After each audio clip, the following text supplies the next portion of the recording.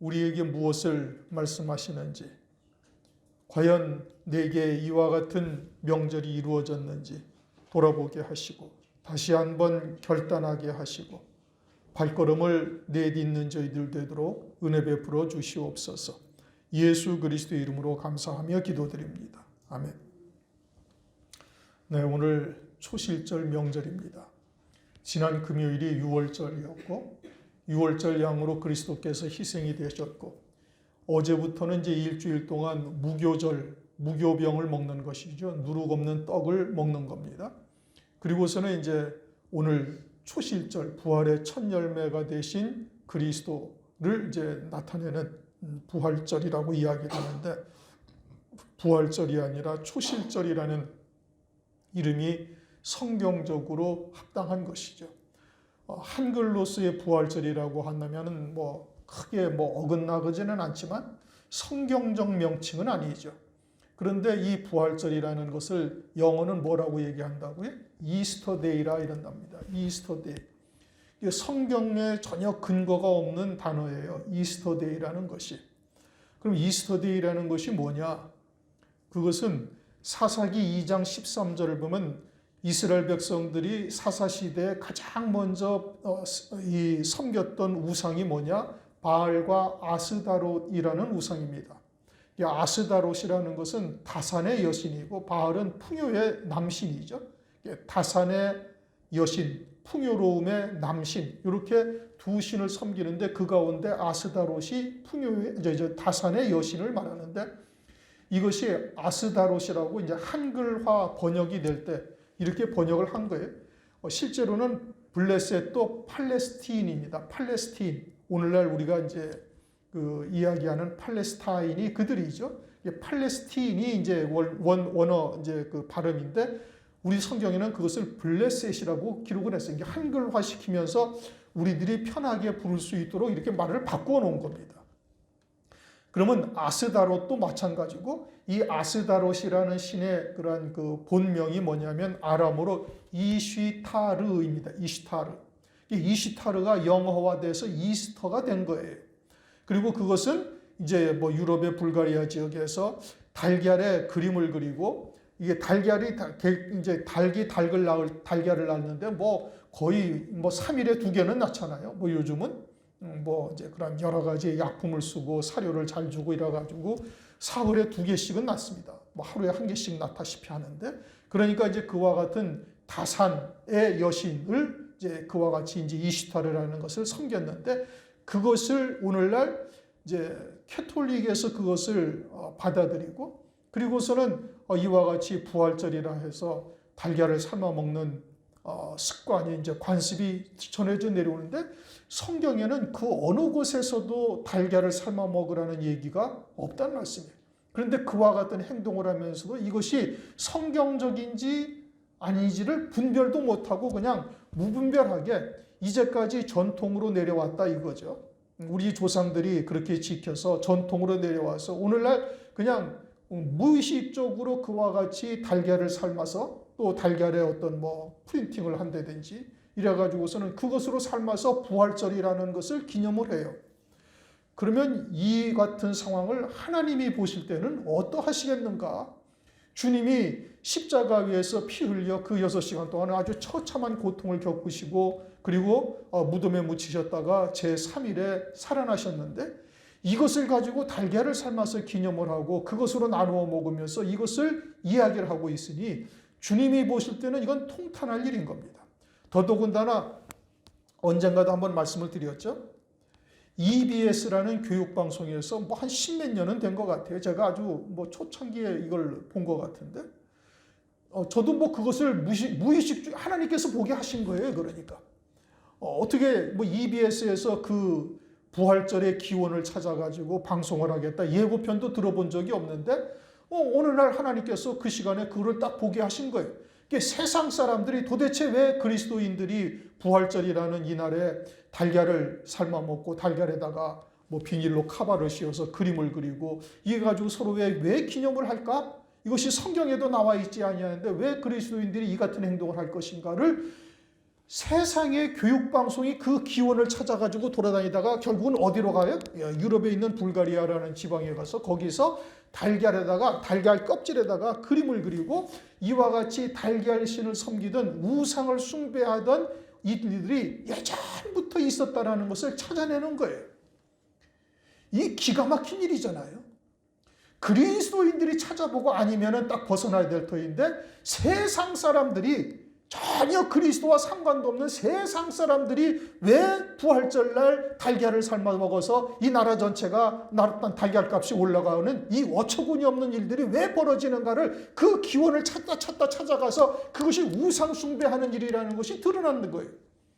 그러면 방송에서 그와 같은 것이 나왔다면 최소한도 기독교인들이 봤을 터이고 목사들도 봤을 터이고 신학자들도 봤을 터이니 이것이 이와 같은 것의 기원이 여기서 시작되었구나. 그러니까 다음부터는 우리가 부활절날 달걀을 삶아 먹지 말아야 되겠다라고 다짐이라도 해야 될 터인데 그런 말이 전혀 없어요. 그러니까 오늘날 신앙이 뭐예요? 그냥 관습처럼 되어져 있는 겁니다.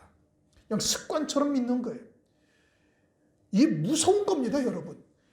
부활절이라는 그렇게 기독교인들이 지키는 절기가 오늘날 뭐예요? 부활절, 그 다음에 추수감사절, 그 다음에 성탄절을 지켜요. 다른 거 지켜요? 안 지켜요? 안 지켜요. 그것이 가장 큰 명절로 그리스도인들이 오늘날 교회에서 지키고 있어요. 뭐 캐톨릭은 내버려두고 크리스찬들이 그걸 지키고 있다. 근데 부활절날 뭘로 시작하는 거예요? 우상 숭배로 시작을 하는 거예요. 그리고는 하나님이 정한 초막절보다 한 달쯤 늦게 추수감사절이라는 절기를 지켜서 초막절, 장막절, 수장절이라고 성경에 기록되어 있어요. 수장절이라는 뜻은 모든 추수의 곡식들을 거두어 드리고 그리고서 그것을 하나님께 감사드리는 절기.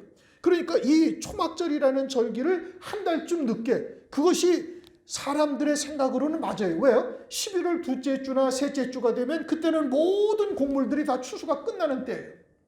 성경적으로 초막절은 10월 둘째 주 내지 셋째 주, 첫째 주에서 둘째 주, 셋째 주 요 사이에 왔다 갔다 합니다. 그렇게 성경적 초막절을 지키면은 모든 것이 다 추수가 끝난 때가 되는 것은 아니에요. 그러니까 추수감사절은 모든 추수가 다 끝나서 이제 그냥 눈이 오기 시작하는 이와 같은 바로 직전에 이제 추수감사절이라는 것을 만들어서 모든 추수한 것을 감사하며 하나님께 우리가 감사 예배를 드리자라고 하는 겁니다. 그게 사람이 만든 절기로 간 거예요. 그 다음에 성탄절이라는 것은 뭐예요? 성경에서 만약에 예수님이 이 땅에 태어나신 날을 참으로 너희들이 기뻐해야 된다. 왜? 구주가 이 땅에 오신 날이니까. 이것을 하나님께서 기억하고 기념하라고 말씀하실 것 같으면 성경에 기록해 놓으셨죠. 성경에 주님이 탄생하신 날을 이 땅에 오신 날을 성경에 기록해 놓으셨어요? 안 하셨어요? 안 하셨어요. 왜요? 그분은 영원히 살아계신 하나님이지 그 생명의 시작과 끝이 없다니까요. 이 땅에 성탄했다. 구주가 탄생했다 이겁니다. 구주가 탄생하신 거예요? 아니잖아요. 이것은 뭐예요? 이건 태양신을 섬기는 행위라고 누누이 말씀드렸잖아요. 완전히 우상, 귀신을 섬기는 날로 딱 전락해버린 거예요. 그런데 그것을 전혀 무분별하게 그냥 지금도 계속 답습하고 있어요. 그리고서 그렇게 하지 아니하면 그건 이상하다. 이단이 아니냐? 3단이 아니냐? 이와 같이 몰아가는 것이 오늘날의 현실이라는 말씀이에요. 이게 참 기가 막힌 노릇인 겁니다. 그리고서 이 초실절이라고 이야기를 하면은 저기는 또 이상한 거 지키는가 봐. 왜 우리가 이제까지 하는 것들을 안 하고 엉뚱한 단어를 쓰고 엉뚱한 이야기를 하고 앉아 있는가? 그거 이상하다. 그거 이제 이단 아니야? 이게 성경이 무엇인지를 전혀 들여다보지는 않는 거예요. 하나님의 말씀. 우리가 하나님을 믿는데 하나님을 어떻게 믿어요? 막 기도해보니까 막 김식하고 기도하고 철회하고 기도해보니까 하나님께서 환상을 보여주시고 뭔가 말씀을 하시고 그것을 쫓아가는 겁니까? 아니죠. 성령으로 기록한 하나님의 말씀에 근거해서 하나님을 믿는 거예요. 그러니까 이 말씀이 곧 누구예요? 이 말씀이 하나님이신 거예요. 그러니까 여기서 벗어난 것은 절대 안 되는 거예요. 그건 이단이요, 그것이 우상이요, 그것이 잘못된 마귀에 속한 자들이죠. 그런데 그것을 오늘날 성경을 보고서 그것을 판단을 못하는 거예요. 왜 못할까? 희한하단 말이에요. 온 세상 방송이 그것을 다 얘기를 해요. 여러분 인터넷으로 크리스마스의 기원 찾아보세요. 추수감사절의 기원이 어디서 시작되었는가 인터넷이 핸드폰으로 다 되잖아요. 네이버나 다음에서 추수감사절의 기원 딱 치면은 금방 나옵니다. 여러분 미국의 조지 워싱턴이라는 대통령이 만들어 놓은 것이다. 크리스마스의 기원 이것은 태양신을 섬기는 자들의 행위를 갖다가 본받은 거다. 금방 나온다니까요. 그런데 그럼에도 불구하고 그냥 쫓아요. 만약에 성령의 사람이라면 그렇게 할 수가 있을까요? 없을까요? 절대 못합니다. 여러분. 왜요? 성령은 진리니라. 이건 성경에서 아주 딱 못 박은 얘기. 성령은 진리니라. 그러니까 진리의 말씀은 반드시 성령으로 말미암고 성령으로 말미암는 진리는 진리를 쫓는 것은 성령 안에서 쫓게 하시는 거예요. 성령 안에서 쫓게 하시는 거예요. 그리고 여러분들이 하나님의 말씀을 듣고 깨달았잖아요. 아, 믿음이 뭔가를 알았단 말씀이에요. 말씀을 듣고서 하나님의 말씀의 온전하신 뜻이 무엇인지를 깨달았어요. 그러면 그 말씀대로 쫓아 나가는 거예요. 그것은 내가 하는 것이 아니라 누가 하는 거예요? 성령께서 말씀을 쫓아 이루어 가시는 그게 믿음의 열매가 되는 거예요. 내 생각이나 감정이나 이성을 내려놓고 그러면 성경에 기록되어져 있는 하나님의 말씀을 그대로 우리가 쫓는 거예요. 그건 누구에 의해서 쫓는 거예요? 성령에 의해서 쫓는 거예요. 마귀는 어떻게? 마귀는 성령과 상관없이 사람의 이성이나 사람의 감정이나 또는 세상의 이치나 논리를 이런 것을 쫓아서 아주 모든 보편타당한 것 네? 모든 사람이 예수를 믿는 자든 예수를 믿지 아니하는 자든 모든 사람이 다 선하게 여기는 것을 그걸 선이라고 얘기를 해요. 예수를 믿는 사람이나 예수를 믿지 아니하는 사람이 다 사랑이라고 이야기하는 것을 그것을 성경적 사랑이라고 얘기를 해요. 누가 얘기하는 거? 이건 마귀예요? 성령이에요? 마귀가 하는 얘기라니까요. 우리가 예수를 믿으면서도 뭐가 성령의 역사인지 뭐가 마귀의 역사인지를 분별조차 못하는 거. 왜요? 말씀이 없으니까. 진리가 무엇인지를 알지 못하니까. 그렇게 무분별한 거예요. 그냥 습관을 따라 전통을 따라 이제까지 내려와서 다 그럼 우리 조상들이 전부 지옥 갔다는 얘기냐. 이제 이렇게 되면은 참 이제 뭐 말을 할 말이 없어지는 거죠. 하나님이 이 많은 교회를 갖다가 다 몰살시키시고 겨우 몇 명만 구원하시겠느냐?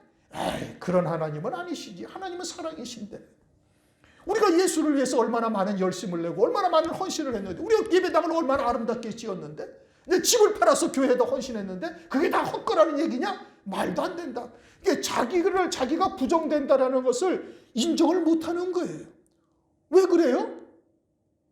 육체에 속해서 살고 있으니까. 자기의 이성과 감정을 따라서 자기는 옳다고 생각하는 거예요. 그것을 의라고 생각을 한다 이겁니다.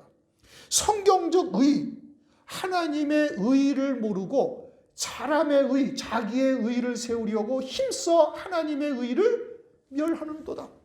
로마서 10장 3절에 나오잖아요. 진리를 들어도 그럼 내가 이제까지 신앙생활한 게 다 헛거라는 얘기냐? 그렇지요. 말씀대로 안 하면 다 헛거지요. 그런데 자기가 신앙생활한 것이 다 헛거라는 게 분한 거예요. 뭐 그렇게 비판적이냐? 그것은 성령의 사람이 아닙니다.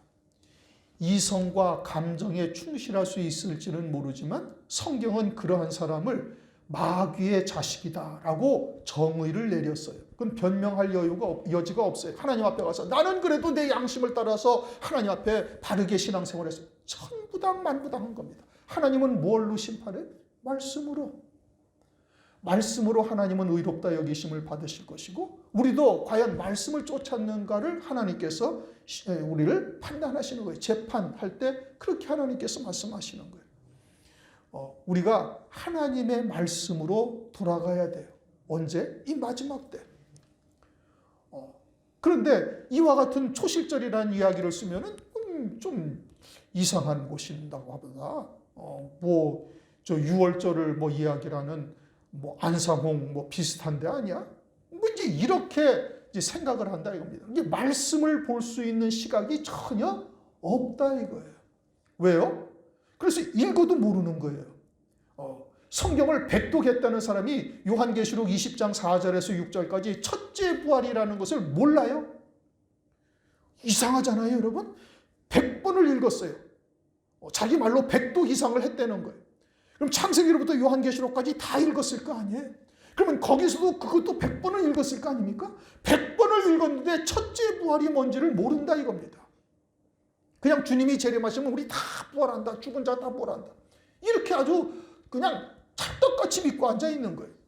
세대주의자들은 뭐 공중재림하신다 환란 전에. 아니 마태복음 24장을 조금만 상식을 가지고 읽어보면, 조금만 이해력이 있는 사람이 읽어보면 아, 주의 재림은 환란 후에 있구나. 그냥 알 수 있잖아요. 뭐 어렵게 막 숨겨놓고 뭐 수수께끼 풀듯이 그렇게 성경에 말씀하시는 것이 아니거든요. 그런데 안 보이는 거예요. 왜요? 너희는 보아도 보지 못하고 들어도 듣지 못하고 깨닫지 못하느니라. 왜요? 자기는 신앙생활 열심히 했는데. 당시 유대인들도 그런 거예요. 열심히 신앙생활했단 말이에요. 예수님 당시에 바리새인들보다 더 신앙생활 철저하게 할 사람이 오늘날 어디에 있어요? 없어요. 그런데 그와 같은 자들은 봐도 안 보이는 거예요. 너희가 사람의 계명으로 하나님을 헛되이 경배하고 있다. 그렇게 열심히 신앙생활했는데 철저히 금식하고 하나님 앞에 제사와 예물을 드리고 막 박하와 회양과 근처의 11조까지 하나님께 드렸는데 주님은 헛거다 이겁니다. 너희들은 한 번도 예배를 하나님께 제대로 드린 적이 없다. 이게 어마어마한 말씀이잖아요. 오늘날 우리가 예수를 믿어도 한 가지를 행해도 바른 신앙생활하고 과연 말씀이 그러한가 살펴봐야 되는 거예요. 초실절 명절 성경에서 말씀하신 거예요. 우리가 생뚱맞게 엉뚱한 거 지키고 있는 것이 절대 아니거든요. 그러니까 성경으로 돌아가야 되는 거예요. 말씀으로 돌아가야 된다. 이게 마지막 때는 말씀으로 돌아가야 되는 것이죠. 서론을 하다가 얘기가 좀 길어졌는데 우선 레위기 23장의 9절 이하의 초실절에 대한 말씀은 이미 여러 차례 상고를 했습니다. 곡식 한 단. 왜 한 알이 아니고 한 단일까? 그것은 예수님은 하나님이셔요. 부활하셔야 할 이유가 전혀 없으셔요. 부활하셔야 주님이 되시고 부활하셔야 성자 하나님이 되시고 부활하셔야 하나님이 되시는 것이 아니란 말씀이에요. 주님에게는 아무 필요가 없어요. 그런데 주님을 뭐라고 말씀하셨어요? 부활의 첫 열매다. 고린도전서 15장 20절. 부활의 첫 열매가 됐다. 그것은 주님을 위한 것이 아니란 말씀이에요. 그것은 우리들을 위한 거예요. 그러면 그 결론이 어디에 있어요? 처음 익은 열매에 딱 결론이 있는 거예요. 성경 전체를 틀어서 창세기로부터 요한계시록까지 성경 전체를 틀어서 그 처음 익은 열매로서 성도들에게 해당되는 곳이 딱 한 곳이 있어요. 요한계시록 14장 3절. 처음 익은 열매로 사람 가운데 구속을 받아 처음 익은 열매로 하나님과 어린 양에게 속한 자가 되었다. 그들은 거슬러 올라가면 요한계시록 14장 1절에 14만 4천의 종들이 시온산의 어린 양과 함께 서 있음을 말하고 그들이 처음 익은 열매라고 말씀하고 있어요. 그리고 그들은 누구예요? 두 증인이죠. 환난날에 사역한 종들이고 그들은 어떻게 됐어요? 환난날에 순교한 성도들의 대표예요.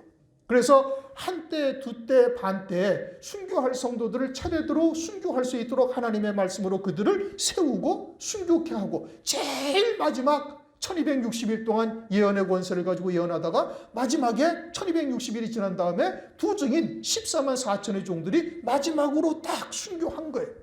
그리고 그들이 처음 익은 열매라는 것은 이와 같이 예수의 증거와 하나님의 말씀을 인하여 순교한 성도들이 두 증인을 망라해서 아벨 이하 그때까지 모든 순교한 성도들만 첫째 부활의 영광을 입는다. 그리고 그들이 그리스도와 함께 1000년 동안 왕으로 다스린다. 그래서 다른 모든 하나님의 자녀들보다 1000년 먼저 신령한 몸을 입는 거예요. 그게 첫째 부활이다. 이렇게 말씀하시는 거예요.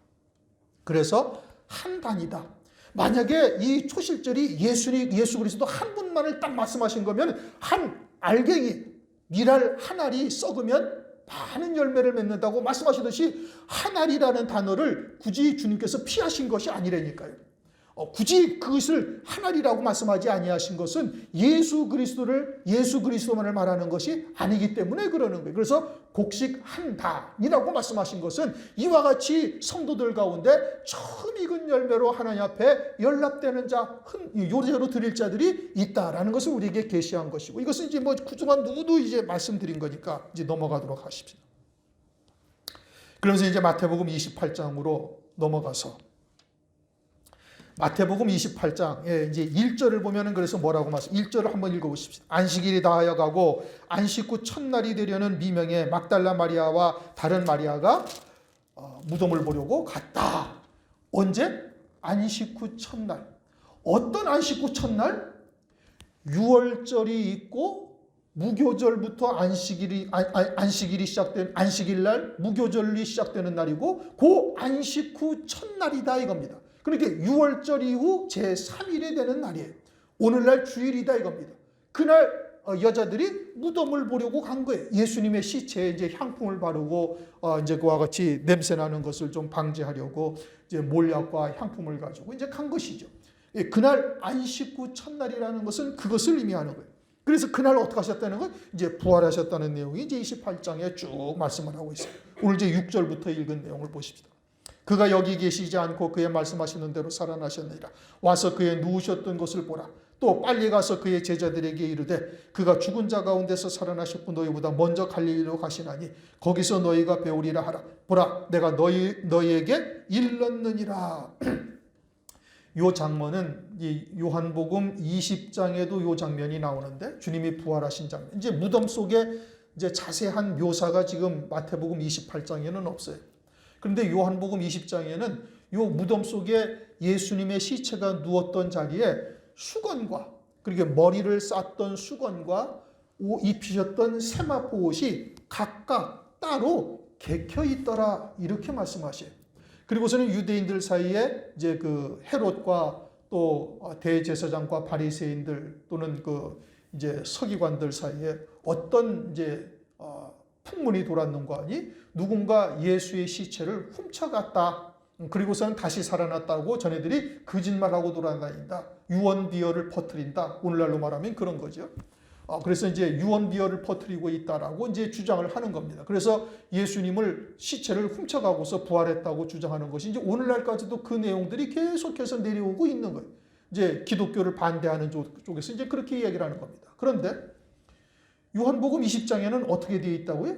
머리를 쌌던 수건과 입혔던 세마포가 각각 따로 개켜 있더라 이렇게 말씀하셔요. 만약에 예수님의 시체를 제자들이 도적질해 갔다 훔쳐갔다 한다면 수건을 따로 개어 놓을 필요도 없고 입으셨던 세마포를 벗어가지고 따로 개켜 놓을 필요가 없어요. 그냥 그대로 시체를 가지고 도망갔겠죠. 그러고서 부활했다라고 거짓말할 수가 있겠죠. 그런데 그것을 따로 개켜놓고 그럼 예수님의 맨몸뚱아리만 따로 가져갔다는 얘기입니까? 그것이 아니죠. 그러니까 앞뒤가 맞지가 않는 얘기예요. 그러니까 예수님이 부활하셨다는 것이 사실이다 이 뜻인 겁니다. 그리고 천사들이 여자들에게 나타나서 부활절이 되었다, 부활했다라고 이제 말하고 있는 겁니다. 그런데 이제 한 가지 우리가 생각해 볼 것은 이 두 여인은 유대인이에요. 유대인들은 절기를 지켜요, 안 지켜요? 지키죠. 지금까지는 이제 구약의 율법을 따라 계속 와가 있던 겁니다. 그리고 유대인들을 쫓아서 유대인들은 율법을 지켰어요. 그래서 6월절, 무교절, 그날이 초실절이라는 것을 알아요? 몰라요? 안단 말이에요. 그런데 이 절기를 어떤 절기로만 지금까지 알고 있어요? 농사의 절기로만 아는 거예요. 6월절, 무교절, 초실절이 연하여 3일에 같이 있어요. 그래서 이제 이스라엘 백성들, 유대 백성들에게 너희들은 1년에 몇 번? 3번을 꼭 성전에 와서 보이는데 언제? 이 무교절, 초실절에 와서 봐라. 그리고 오순절에 와야 된다. 그리고 또 초막절에 와야 된다라고 3번은 꼭 오게 하신 거예요. 그래서 유대인들이 철저하게 그 절기를 지키고 있다 이겁니다. 그런데 이 절기를 뭘로 알고 있어요? 농사의 절기로만 알고 있는 거예요. 이 절기가 무엇을 의미하는지를 깨닫고 있지를 못한다 이겁니다. 실상이 뭔지를 모르는 거예요. 그러다가 주님이 6월절날 십자가 위에서 6월절 양으로 희생되셨고 무교절날 무덤에 묻히셨고 초실절날 부활의 첫 열매로 부활하신다는 것을 전혀 생각지를 못하고 이 절기를 그동안 지켰던 거예요. 그러니까 주님이 부활하시리라고는 생각지도 못하는 거예요. 그런데 주님은 마태복음 16장에서부터 비로소 죽음당하셨다가 장로들과 유대인들에 의해서 고난당하시고 죽임당하셨다가 3일 만에 부활하실 것을 제자들에게 비로소 가르치셨더라. 마태복음 16장에서부터 계속 주님이 고난당하시고 죽임당하시고 3일 만에 부활하실 것을 제자들에게 계속 가르치시고 말씀하신 거예요. 그럼에도 불구하고 이 제자들과 여인들이 그것을 알아요? 몰라요? 모르고 있다 이겁니다. 오늘날 우리는 그것이 이제 말씀을 통해서 주님이 부활의 첫 열매가 되셨다라는 것을 이제 말씀을 통해서는 알고 있어요. 그러면 과연 우리는 그것을 온전히 믿는 자인가 아닌가? 이게 구별이 돼야 되는 거예요. 유대인들이 지금 여인들이나 제자들이 유월절, 무교절, 초실절이라는 절기를 다 지키고 있음에도 불구하고 이 절기가 무엇인지를 깨닫고 있지를 못하고 있고 믿지도 못하고 있는 것과 마찬가지로 오늘날 우리들이 과연 부활하신 그리스도를 우리가 초실절의 첫 열매로 나는 과연 믿음으로 받고 있는가 아닌가? 어떻게 아는가? 로마서 8장 24절인가를 보면은 그렇게 말씀하시잖아요. 예수 그리스도를 죽은 자 가운데서 일으키신 하나님께서 성령으로 말미암아 부활케 하시고 그리고 그 성령이 너희 안에 있으면 너희도 죽은 자 가운데서 다시 살아날 것이다 라고 말씀하고 있어요. 그러면 성령이 우리 안에 계시니 우리가 그와 같이 부활할 것을 믿어야 되는데 그것을 머리로는 아는데 과연 믿고 있는가 하는 문제는 별개다 이겁니다. 믿음과 아는 지식은 다르다니까요. 그러니까 우리가 그것은 알고는 있는데 과연 믿고 있는가 하는 것은 지금 이 여자들을 통해서 우리에게 보여주는 게 대부분의 그리스도인들이 부활하신 그리스도를 알고는 있지만 과연 믿고 있는가 하는 문제는 이게 별개의 것임을 이들을 통해서 우리에게 계시하고 있는 것이고 또 우리는 이 초실절이라는 절기가 실상이 무엇인지를 이제 말씀을 통해서 정확하게 깨닫고 있는데 과연 그러면 나는 초실절이 내게 과연 이루어졌는가? 유월절이 내게 이루어졌고 무교절과 초실절이 내게 이루어졌는가는 이것은 별개의 문제라니까요. 그것은 어디를 통해서 나타나는가? 이제 평안하뇨 하고 물으시는 것을 통해서 우리가 확인해 볼 수가 있는 거예요. 과연 나는 부활하신 그리스도와 한 몸이 되어져서 그 영원한 생명으로 살고 있는가 아닌가? 이것은 이 여인들을 통해서 오늘날 우리들에게 영적으로 교훈하고 있는 메시지다 이런 뜻인 겁니다. 이 여자들이 지금 그것을 알아요? 몰라요? 전혀 모르고 있다니까요. 그러면 이것이 여인들만의 문제냐? 아니다 이겁니다. 우리들도 지금 그것을 진리가 무엇인지를 알고 있는 우리들도 마찬가지다 이겁니다. 오늘날 우리가 이 여인들을 통해서 과연 나는 이와 같은 자리에 있는 것은 아닌가라는 것을 이제 보라는 얘기고 8절 그 여자들이 무서움과 큰 기쁨으로 무덤을 빨리 떠나 제자들에게 알게 하려고 다름질할새 예수께서 저희를 만나 가라사대 뭐라고 말씀하시? 평안하뇨 라고 물으셔요. 그러자 여자들이 그 발을 붙잡고 경배하더라. 우선은 이제 부활했다는 소식을 천사로부터 들었죠. 우리들도 이 초실절이라는 명절이 무엇인지를 천사를 통해서 깨닫게 하신 거예요. 지금 주의 종의 입을 통해서 그 말씀을 여러분들이 수차례 들었고 초실절이라는 것이 부활의 첫 열매가 되신 그리스도인 것이고 부활하신 그리스도 안에 우리가 있으니까 우리도 영원한 생명으로 살아야 된다라는 것을 우리가 알고 있단 말입니다. 이제 소식을 들은 거예요. 그리고선 주님이 딱 만나신 거예요. 누구를? 이 여자들을. 부활하신 주님이 만나셔가지고 딱 첫 일성이 뭐예요? 평안하뇨. 아담으로 시작해서 우리 모든 인류가 이 땅에 왔다가 다 갔어요. 지금까지 살아있는 사람이 혹시 있어요? 없어요. 다 죽었어요. 자기의 수환을 지나서 모든 사람이 다 죽었어요. 단 한 사람도 부활한 사람은 없어요. 모든 사람이 죽었고 예수 그리스도께서 이 땅에 오셔가지고 처음으로 부활하신 거예요. 이것은 논리적으로 이성적으로 과학적으로 도저히 있을 수 없는 일이에요. 그런데 이 여인들이 지금 부활하신 주님을 눈으로 목도하고 있어요. 목도하면서 이 주님이 지금 이 여자들에게 뭐라고 말씀하셨다고요? 평안하뇨. 왜 평안하뇨라고 물으셨을까? 그것은 예수 믿는 자들이 이제 곧 죽임을 당할 것이라는 것을 안 거예요. 왜요? 이제 가장 예수 믿는 자들의 이제 우두머리이신 예수를 갖다가 이제 십자가에 처형을 했으니 여전히 그를 쫓고 있는 자들이 있다면 이건 유대 사회의 반유대인들이다. 반유대적 사상을 가진 자들이다 해가지고 이 집단 종교단체잖아요. 유대인들은. 그러니까 자기의 집단 무리에서 추례를 시키든지 아니면 계속해서 이와 같이 유대 사회를 혼란하게 하고 대적하는 자들이지만 예수님처럼 십자가 위에서 처형받을 수 있음을 이제 다 공개한 거거든요. 그러니까 유대인들이 이제 제자들이나 예수님이 가르침을 쫓던 자들은 두렵고 떨리는 가운데 있는 거예요. 언제 죽을지 모르는 거예요. 내일 죽을지 모레 죽을지 언제 죽을지는 모른단 말입니다. 잡혀갈지. 그러니까 이제 막 두려움과 떨림으로 제자들이 막 문도 닫아 걸고 그 안에서 조곤조곤 기도하고 혹시라도 이제 무슨 일이 있을까 이제 공포 가운데 지내고 있죠. 그런데 주님은 뭐라고 말씀하시? 평안하뇨라고 물으시는 거예요. 그것은 가장 큰 이 세상의 권세가 뭐예요? 죽이는 거죠. 재물을 빼앗는 것보다도 더 큰 권세가 뭐예요? 육신의 목숨을 빼앗는 것이 가장 큰 권세인 거예요. 그것이 가장 두려운 거예요.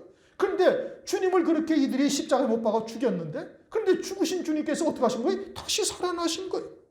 죽으셨다가 다시 살아나셨고 그것을 지금 눈으로 보고 있고 그분이 하시는 말씀이 그냥 환영으로 또는 뭐 허황된 뭐 이런 것으로 환상으로 들리는 것이 아니라 직접 그 입을 보고 말씀하시는 것을 지금 눈으로 보고 있고 손을 보니 손자국에 손에 못자국이 있고 옆구리에 창에 찔린 자국이 그냥 그대로 있으면서 그분이 부활하신 모습이 우리들에게 지금 나타나셔서 말씀하고 있다 이겁니다.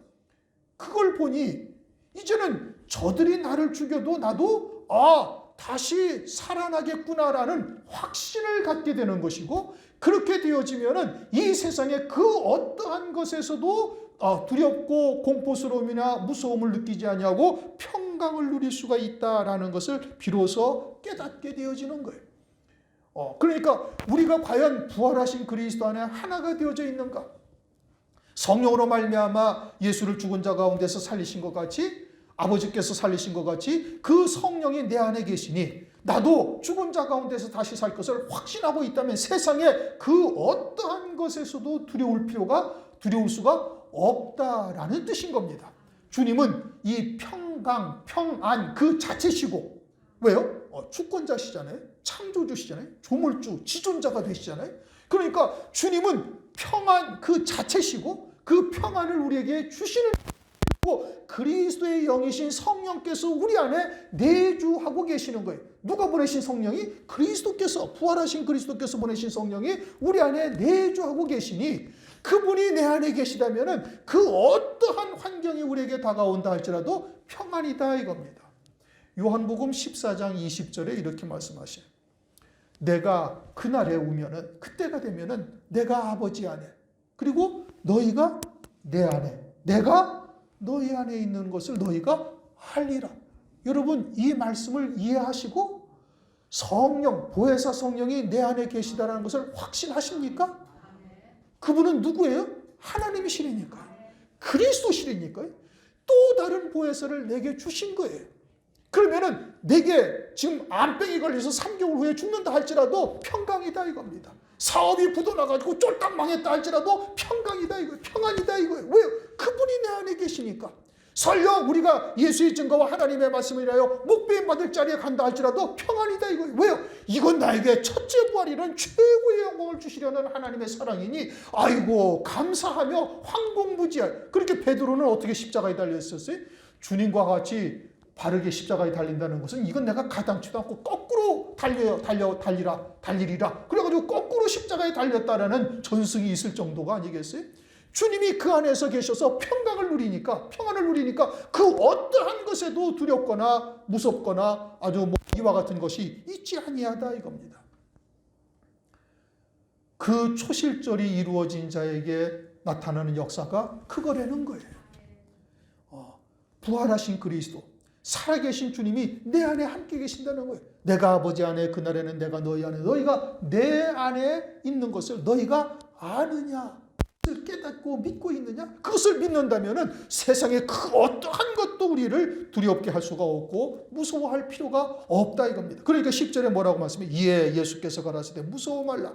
가서 내 형제들에게 갈릴리로 가라 하라. 거기서 나를 보리라. 그러면서 이제 참 기가 막힌 말씀을 하셨어요. 훗날 마가의 다락방에서 성령을 받은 사람이 120명이죠. 120명인데 여기 남자만 있어요? 여자도 있어요? 여자도 있어요. 그리고 여기서의 형제들이라는 이 단어는 결국은 그것을 의미해요. 주님께서 이제 마지막으로 사도행전을 보면 떠나기 전에 너희가 예루살렘을 떠나지 말고 거기서 이제 성령을 받으라고 말씀하고 있잖아요. 그리고 그 성령이 처음 언급된 곳이 어디냐? 그것도 그러니까 왜 갈릴리로 가라고 하셨는가? 첫째는 주님께서 갈릴리에서는 어떻게 하셨는지 형제를 말씀하셨죠. 그 여자분들인데 다 뭐라고요? 거기 있는 자들을 다 형제라고 이야기를 하고 있는 거예요. 그럼 형제라는 것은 주님의 형제라는 얘기예요. 그런데 주님은 우리의 구세주가 돼요. 우리는 구원받을 존재들이에요. 우리는 사람이고 주님은 하나님이셔요. 그런데 하나님이신 그분이, 성자 하나님이신 그분이 우리들에게 뭐라고 말씀하셔요? 형제다 이렇게 말씀하시는 거예요. 지금은 우리가 주님의 형제라고 부름받을 만한 자리에 있지는 못하죠. 영적으로는 그와 같은 자리에 있을 수가 있죠. 그러나 온전히 형제라고 부름받을 자리에 있지는 못하는 거예요. 왜? 혈육의 몸을 우리가 입고 있으니까. 그러나 우리가 이와 같이 부활하신 그리스도가 내 안에 계셔서 그 어떠한 상황에서도 평안을 누리는 자가 되어지고 그 믿음으로 끝까지 나아가는 자가 되어지면은 그때는 신령한 몸을 입게 되어질 것이고 그 신령한 몸을 입은 자는 결국은 주님과 함께 첫째 부활의 영광을 입는 자들을 그 대상으로 말씀하시는 것이고 그들은 그리스도와 함께 장자들의 총회에 참여하는 자가 되는 것이고 그들이 곧 주님의 형제들이 되어질 것을 말씀하고 있는 거예요. 그래서 볼이 한 단이죠. 한 단이고 고린도전서 15장 20절에 우리 성경에는 잠자는 자들의 첫 열매가 되셨느니라 라고 단수로 기록되어 있어요. 그런데 원어 성경에는 뭐라고 얘기하고 있는데 첫 열매들이 되셨느니라 이렇게 말씀하셔요. 첫 열매들이라는 복수를 썼어요. 킹 제임스 영어 성경을 보면 첫 열매들이라고 first fruits라고 딱 복수를 썼어요. S라는 단어가 마지막에 딱 붙어 있어요. 그러니까 첫 열매들이 되었다라고 번역을 해야 정확한 번역인데 그런데 우리 성경에는 그냥 이제 사람의 이성과 사람의 상식이 들어가서 이거는 그리스도를 말씀하시는데 왜 복수가 되었느냐 해가지고 그냥 첫 열매가 되셨느니라고 단수로 표현했지만 원어는 뭐라고 되어 있다고요? 복수로 되어 있고 첫 열매들이 되었다 이겁니다. 그러니까 첫 열매들이라는 것은 그리스도를 말하는 것이 아니고 누구를 말하는 거예요? 처음 익은 열매로 하나님과 어린 양에게 구속받은 자들이라는 것을 말씀하고 있는 것이고 그 처음 익은 열매로 하나님과 어린 양에게 구속받은 자들은 첫째 부활의 영광을 입는 성도들이고 그 첫째 부활의 영광을 입는 성도들이 곧 뭐라는 거예요? 이들이 곧 형제들이 된다라는 겁니다. 그것은 성경을 통해서 우리가 수없이 확인했죠. 장자들이고 히브리서 1장 6절을 보면 마다들을 이끌어 이 세상에 다시 오게 할 때에 그러면서 그게 1장 6절에 있고 쭉 내려가서 1장 9절을 보면은 그들 마다들 그 그리스도를 갖다가 가장 으뜸되게 하신다. 가장 뛰어나게 하신다. 그럼 누구 가운데? 장자들 가운데 으뜸이 되게 하신다라고 말씀하고 있는 거예요. 그러니 주님이 이와 같이 그리스도의 예표적인 인물로 주님이 우리 첫째 부활의 영광을 입는 자들의 예표를 갖다가 우리에게 보여주신 것을 말씀하고 있는 겁니다.